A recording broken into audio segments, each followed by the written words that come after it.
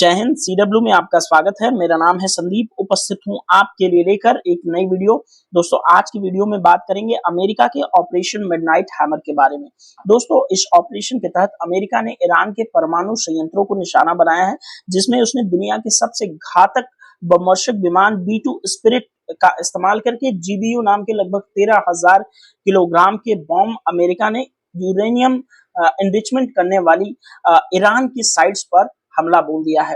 दोस्तों, इस वीडियो के अंदर इसी घटनाक्रम की विस्तार पूर्वक बात करेंगे। यदि आप चैनल पर नए हो तो सबसे पहले चैनल को सब्सक्राइब करके बेल आइकन को हिट कर दीजिए और वीडियो को लाइक करना बिल्कुल मत भूलिए।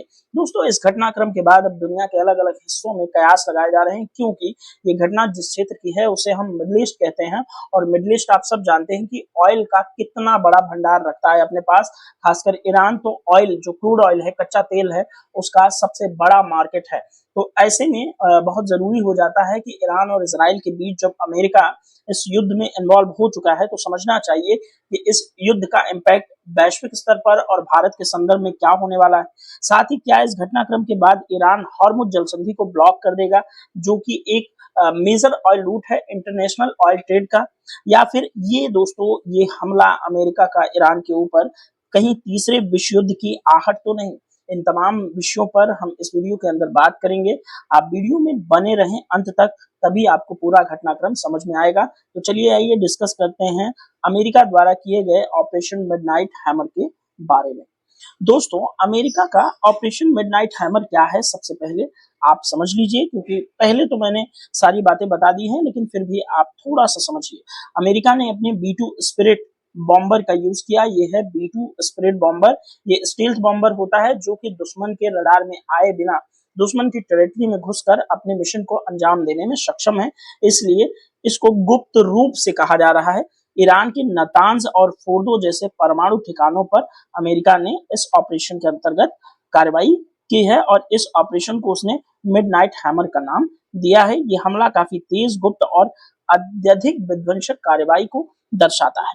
दोस्तों, इस हमले का उद्देश्य, अमेरिका का कहना है कि ईरान परमाणु क्षमताओं को जो है प्राप्त करता जा रहा है, यानी कि ईरान न्यूक्लियर बॉम्ब बनाने की स्टेज पर आकर खड़ा हो गया है। इसलिए अमेरिका नहीं चाहता कि अब दुनिया में परमाणु बम किसी और के पास हो, खासकर ईरान के पास, क्योंकि ईरान से उसकी पुरानी राइवलरी रही है। लेकिन हाँ, ज्यादा पुरानी नहीं है, क्योंकि इससे पहले ईरान के अंदर एक राजा हुआ करता था जो कि अमेरिका का पपेट था।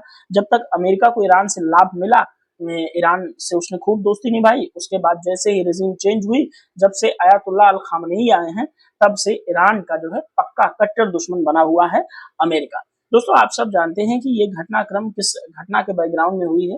घटना है इजराइल और ईरान का जो युद्ध चल रहा है, जो एक दूसरे पर ईरान के ऊपर इजराइल फाइटर जेट से हमला करता है और इजराइल के ऊपर ईरान अपनी घातक मिसाइलों से और ड्रोन से जो है कि हमला कर रहा है लगातार। लगभग आज 11वां-12वां दिन है इजराइल और ईरान के कॉन्फ्लिक्ट का। तो ऐसे में देखा जा रहा है कि ऑपरेशन मिडनाइट हैमर एक बड़ा व्यापक इम्पैक्ट छोड़ने वाला है इस क्षेत्र के अंतर्गत। ठीक है दोस्तों, तो ऑपरेशन मिडनाइट हैमर का उद्देश्य आप लोग ध्यान में रखेंगे। इसका उद्देश्य है ईरान की परमाणु क्षमताओं को खत्म करना, जिससे अमेरिका और इजराइल जैसे देश ईरान के परमाणु क्षमता होने से, परमाणु संपन्न होने से जो है खतरा महसूस करते हैं। तो ऑपरेशन मिडनाइट हैमर कैसे घटित हुआ, यहाँ पर आपको स्क्रीन के अंदर दिखेगा। अमेरिका की तरफ से ये B-2 बमवर्षक विमान आप देख रहे हैं, काफी बड़ी संख्या में आते हैं और उन्हें प्रोटेक्ट करने के लिए आगे अमेरिका के स्टील्थ फाइटर जेट F-35 जो है चल रहे हैं। उसके बाद अमेरिका इजराइल के अंदर, ईरान के अंदर, सॉरी इजराइल नहीं, इजराइल तो उसका दोस्त है और ये वाला मैप इजराइल का है।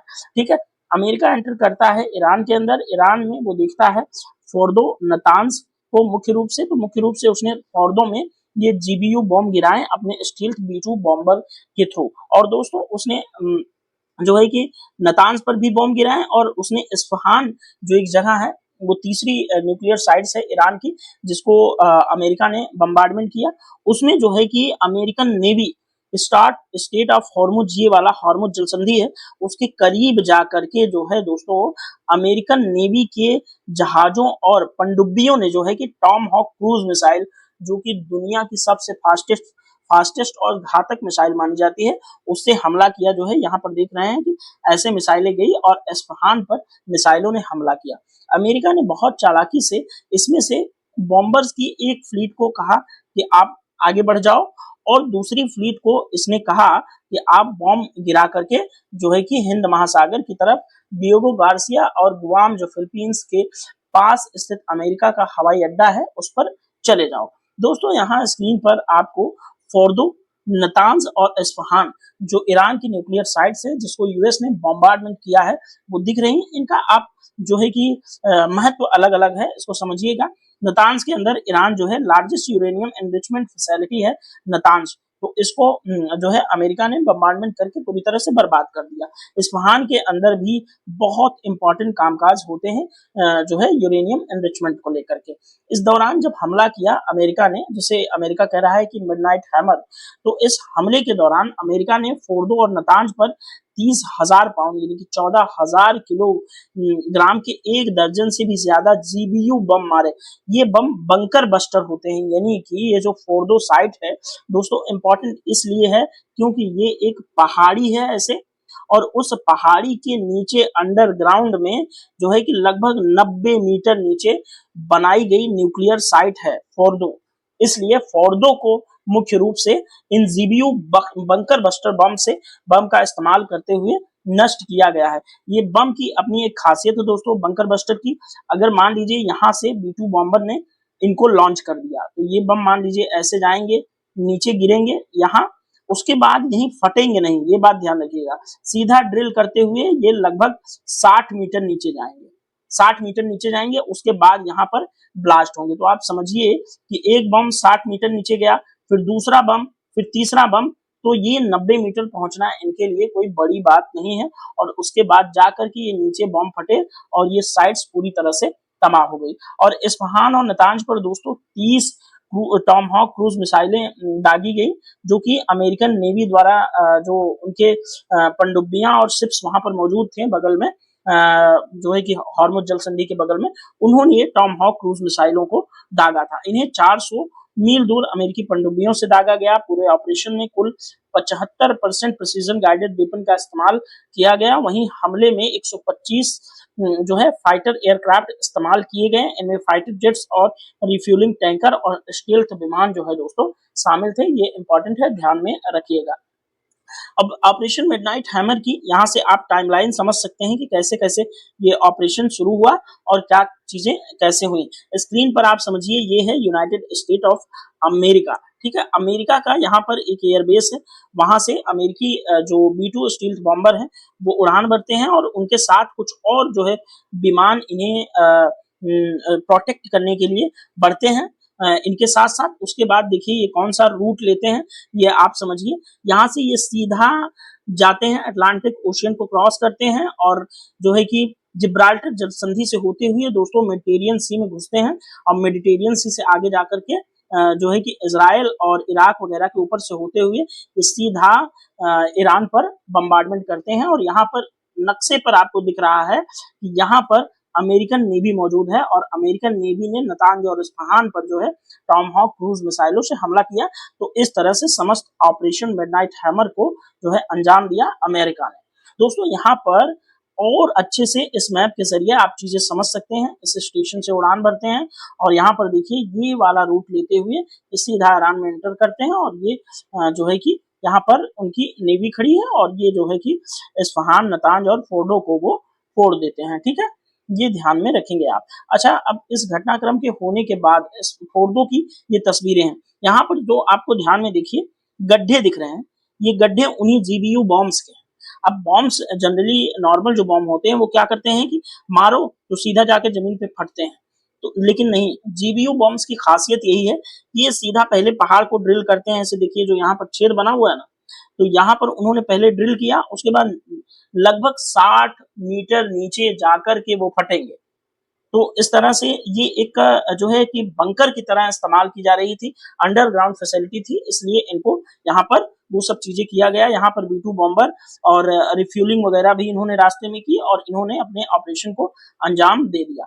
अमेरिका ने समले को कहा कि ये जल्दबाजी न दिखाते हुए ऑपरेशन को छिपाने के लिए भ्रम पैदा किया गया। इससे पहले अमेरिकी राष्ट्रपति डोनाल्ड ट्रंप खुद बोले थे कि जो इजराइल है वो 2 हफ्ते तक सरवाइव करता रहे इस युद्ध के अंदर, जो है अपना मिसाइल और फाइटर जेट का गेम खेलता रहे, उसके बाद हम हमला करेंगे। लेकिन उन्होंने 2 दिन के अंदर ही हमला कर दिया। तो इसका मतलब ये है कि ये हमला जो ऑपरेशन था, कहीं न कहीं जानकारों का बताया जाना है कि तकरीबन साल 2 साल पहले से अमेरिका इस तरह के ऑपरेशन करना चाहता था ईरान के अंदर, ठीक है? और यहाँ पर उन्होंने B-2 बॉम्बर को जानबूझकर अमेरिका की पश्चिमी तरफ भेजा गया था इन्होंने, ताकि ये एक सैन्य अभ्यास लगे और मौका मिलने पर असली हमला ईस्ट की तरफ से बोला जा सके। बहुत लोगों ने आपको बताया, इवन कि मैंने अपने पिछले वीडियो में ये बताया था कि ये विमान डिएगो गार्सिया से उड़ कर गए, लेकिन अमेरिका ने जब इस समस्त ऑपरेशन की बातें दुनिया के सामने लाई, तो हमें भी ये बात पता चली कि दरअसल ये विमान डायरेक्ट अमेरिका से उड़ करके आए थे। तो कहीं न कहीं अमेरिका ने इसमें अपनी कैपेबिलिटीज को भी शो किया कि हमारे बॉम्बर कितने स्ट्रेटेजिक हैं, अर्थात बहुत दूर तक जाकर के हमला कर सकते हैं। इन्होंने दोस्तों कुछ बॉम्बर्स को प्रशांत महासागर में तैनात किया, ताकि ईरान को लगे कि हमला प्रशांत महासागर की तरफ से होगा, यानी कि गुआम अपने एयरबेस पर इन्होंने तैनात किया। लेकिन असली हमला इन्होंने व्हाइट मैन एयरफोर्स बेस जो मिसौरी अमेरिका में स्थित है वहां से डायरेक्ट किया। इसके अंदर B-2 स्पिरिट और GBU का इस्तेमाल किया गया, तो वो आप लोग यहाँ पर देख सकते हैं, ठीक है? दोस्तों यहाँ पर अब मुख्य बात समझना है कि ईरान की प्रतिक्रिया जो है कि इस हमले के बाद क्या रही। तो ईरान ने इस हमले को कहा कि अमेरिका ने युद्ध की घोषणा कर दी है, अब अमेरिका पूरी तरह से इजराइल की तरफ से ईरान के साथ इस कॉन्फ्लिक्ट में यानी कि युद्ध में इन्वॉल्व हो चुका है। ईरान की जो एलीट फोर्स है रिवोल्यूशनरी गार्ड, उसने जवाबी हमले की चेतावनी दी और पूरे देश में ईरान के अंदर हाई अलर्ट घोषित किया। ईरान अब खुल करके दोस्तों इजराइल और अमेरिका दोनों के खिलाफ मोर्चा खोल सकता है। हालांकि ईरान अभी कुछ खास करता हुआ नजर नहीं आ रहा है, लेकिन अब देखना है 1-2 दिन में ईरान कुछ न कुछ करेगा। हालांकि ईरान लगातार इजराइल के ऊपर अपनी घातक मिसाइलों से हमला जरूर कर रहा है, लेकिन अभी तक उसने मिडिल ईस्ट के अंदर स्थित अमेरिका के जो एयर बेसेस हैं, अमेरिका के जो मिलिट्री बेसेस हैं, उनको निशाना नहीं बनाया है। अच्छा, इस हमले के अंदर इजराइल की भूमिका और रणनीति की बात करें तो इजराइल लंबे समय से दोस्तों ईरान के परमाणु कार्यक्रम को अपने अस्तित्व के लिए खतरा मानता रहा है। इसलिए यह ऑपरेशन इजराइल की खुफिया एजेंसी मोसाद और अमेरिका की जो खुफिया एजेंसी CIA ये जो है वो उनके साझा प्रयासों का ये हिस्सा है, ठीक है? इजराइल दोस्तों इस हमले को अपनी सुरक्षा के लिए एक बड़ी जीत मान रहा है। इसलिए इजराइल के जो प्रधानमंत्री हैं बेंजामिन नेतन्याहू, उन्होंने US प्रेसिडेंट डोनाल्ड ट्रंप को थैंक यू भी इस हमले के बाद बोला है और उन्होंने कहा है कि अब जो है कि जहां शक्ति होती है वहीं शांति होती है, यानी कि हमारे जो इंडियन कल्चर में भय बिन होय न प्रीत वाली बात है, कुछ कुछ उसी कंसेप्ट से मिलता हुआ ये बात उन्होंने कहा। अब दोस्तों इस हमले का वैश्विक और भारत के स्तर पर क्या प्रभाव होने वाला है, इसको भी थोड़ा सा समझिए। अच्छा, अब मैंने आपको बताया कि ईरान कच्चे तेल का बहुत बड़ा व्यापार करता है, एक्सपोर्टर है। तो इससे क्या होगा कि अब इस हमले से जो है ईरान का ये ऑयल वाला सिस्टम थोड़ा सा डिस्टर्ब होगा, तो तेल की कीमतों में क्या होगा, उछाल आएगा। खाड़ी क्षेत्र में अस्थिरता बढ़ने से कच्चे तेल के दाम हमेशा से बढ़ते रहे हैं और भारत पर जो है इसका काफी असर पड़ेगा। भारत और चीन जैसे देश, चीन भी आप जानते हैं कि इस क्षेत्र से काफी ज्यादा ऑयल जो है कि इंपोर्ट करता है, तो कहीं न कहीं चीन और भारत दोनों पर जो है इक्वल असर पड़ने वाला है। आयात जो है भारत मुख्य रूप से तेल के आयात पर ही निर्भर है, लेकिन हालांकि 4-5 सालों में भारत ने कोई खास तेल जो है ईरान के साथ नहीं परचेज किया है। अब इससे क्या होगा कि ये जरूर है कि ऑयल की कीमतें इंटरनेशनल मार्केट में बढ़ती हैं, तो भारत के ऊपर भी इसका जो है प्रभाव पड़ेगा, जिससे देश में महंगाई का एक जो है बड़ा असर हो सकता है। वैश्विक बाजार में गिरावट आ सकती है, जैसे ऑयल स्टॉक मार्केट में भारी गिरावट देखी गई। डॉलर की डिमांड बढ़ने से रुपया जो है कि काफी ज्यादा क्या हो गया, कमजोर हो गया। तो ये हमारे लिए एक जो है कि चुनौती बनकर आ रहा है। स्टेट ऑफ हॉर्मुज यानी कि हॉर्मुज जल संधि खतरे में हो गई, क्योंकि ईरान के जस्ट बगल में पड़ती है, ये ईरान है और ये है स्टेट ऑफ हॉर्मुज, ठीक है? ये गल्फ ऑफ ओमान है, ये पर्शिया की खाड़ी है, ठीक है, फारस की खाड़ी, और इसी दोनों को गल्फ ऑफ ओमान और पर्शिया की खाड़ी को जो है जोड़ता है स्टेट ऑफ हॉर्मुज, ठीक है? स्टेट ऑफ हॉर्मुज ध्यान में रखेंगे, ये है स्टेट ऑफ हॉर्मुज और स्टेट ऑफ हॉर्मुज को ब्लॉक कर सकता है ईरान। और आगे मैं आपको थोड़ा सा और समझाने वाला हूँ। इसे अगर ईरान बंद करता है तो दुनिया की 20% तेल की सप्लाई जो है प्रभावित हो जाएगी। पूरी वैश्विक आपूर्ति जो श्रृंखला है, सप्लाई चेन है तेल की, कहीं न कहीं बहुत ज्यादा प्रभावित हो जाएगी। यहाँ पर स्टेट ऑफ हॉर्मुज को अगर ईरान बंद कर देता है तो देखिए इम्पैक्ट क्या पड़ने वाला है। ये देखिए, ये रहा ईरान और ये रही स्टेट ऑफ हॉर्मुज, ठीक है? ये वाला, ये गल्फ ऑफ ओमान है, पर्शिया की खाड़ी है।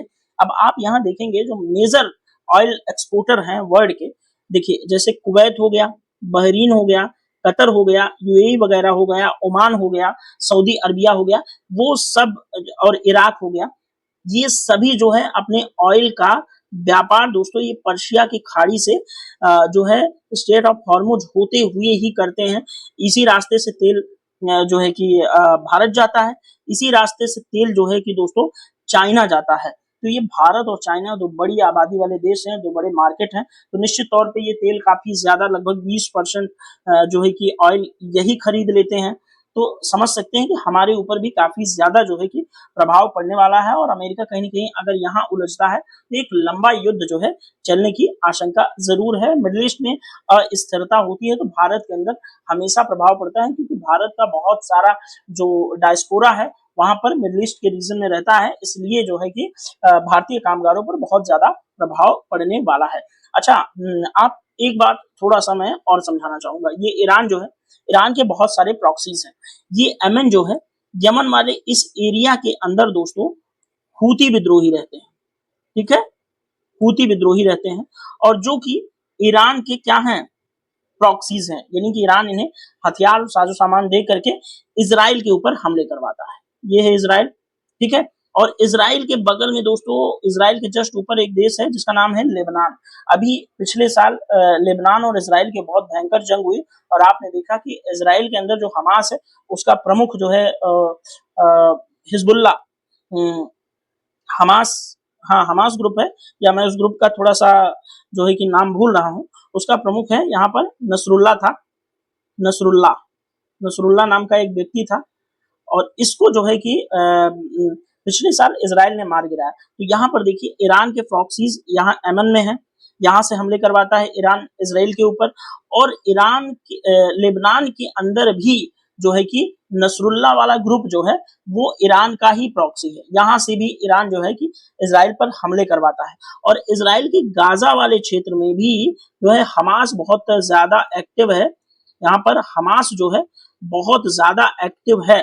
तो कहीं न कहीं इसराइल को चारों तरफ से ईरान के जो प्रॉक्सीज हैं वो घेरे हुए हैं। तो ईरान के पास ये सारे ऑप्शंस जो है कि इसराइल को डिस्टर्ब करने के खुले हुए हैं, और ईरान ने पिछले साल भी ये किया और अब भी ये जो है करता है। अगर ईरान किसी तरह से अपने ड्रोन से यहाँ पर पहुंचा देगा तो हूती विद्रोही बहुत ज्यादा डैमेज करेंगे इसराइल को। हालांकि अब ईरान जो बैलिस्टिक मिसाइलें दाग रहा है इसराइल के ऊपर, वो बहुत ज्यादा इसराइल को जो है कि नुकसान पहुंचा रही है। तो कहीं न कहीं ये जो डिस्टर्बेंस हुआ है वो बहुत ज्यादा होगा। और ध्यान में रखेंगे कि ये रेड सी है, व्यापार के दृष्टिकोण से गल्फ ऑफ अदन और ये वाला एरिया, ये लाल सागर और ये वाला एरिया भी बहुत इंपॉर्टेंट है। और यहाँ मैंने मेजर ऑयल रूट बताया आपको।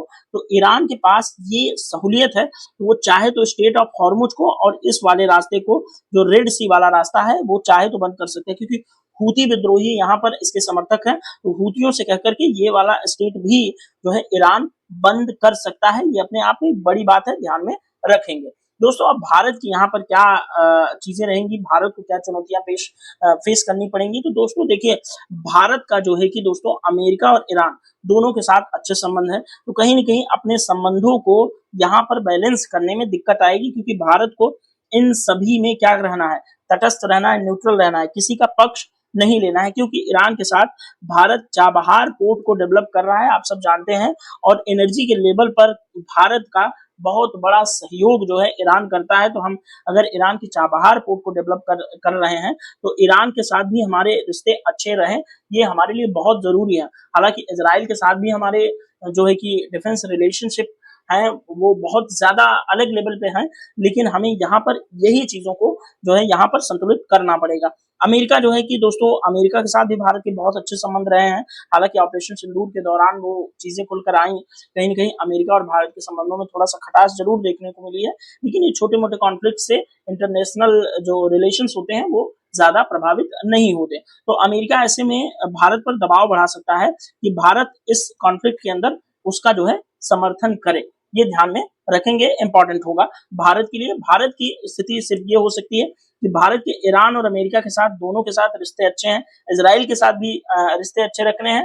तो इन तीनों पार्टनर्स के साथ जो है कि भारत संतुलन की स्थिति में थोड़ा तटस्थ रहे, वॉर को रुकवाए और भारत के पास एक अच्छा मौका है कि भारत इस समय मेडिएशन भी अच्छे से कर सकता है, जिससे दुनिया में भारत की जो एक पावर है वो शो जरूर होगी। अच्छा, अब इस घटनाक्रम के बाद बहुत सारे लोग कह रहे हैं कि क्या ये तीसरे विश्व युद्ध की शुरुआत है। तो दोस्तों, कई विशेषज्ञ ऐसा मानते हैं कि अगर ये टकराव सीरिया, इराक, लेबनान तक फैला तो ये पूरे मिडिल ईस्ट को युद्ध में झोंक सकता है।